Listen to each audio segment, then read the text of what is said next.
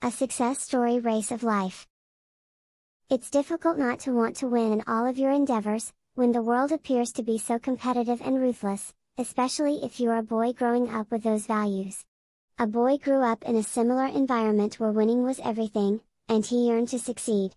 Because the boy was good at running, he invited everyone in the surrounding villages to a race.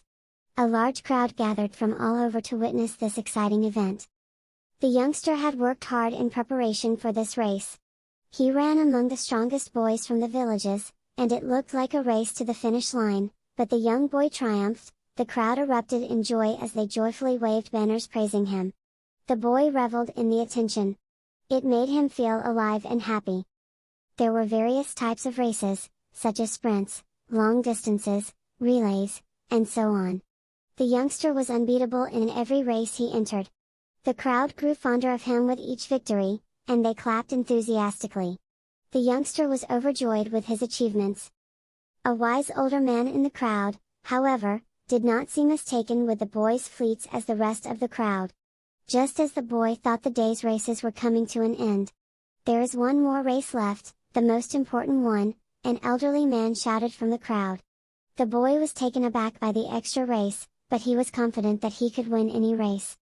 A blind man and a frail old lady were brought by the old man as new competitors for the boy. "What kind of race is it? I can easily win them," the youngster exclaimed. "The most important," the old man said. So the boy ran the race, confident that he would win again. The blind man was still at the start, when the boy crossed the finish line, and the old lady had only just begun to move. The boy was victorious, and when he noticed that the crowd wasn't cheering, he raised his hands in ecstasy. The crowd was deafeningly quiet, much to his surprise. No one applauded or cheered for his victory. The youngster was taken aback. So he inquired of the old man as to what had occurred. "Let's restart the race, but this time, all three of you finish together," the old man said. The boy raced again, but this time he assisted, and guided the blind man, supported the old lady, and walked alongside her.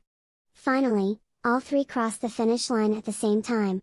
The crowd applauded and clapped, possibly louder than before.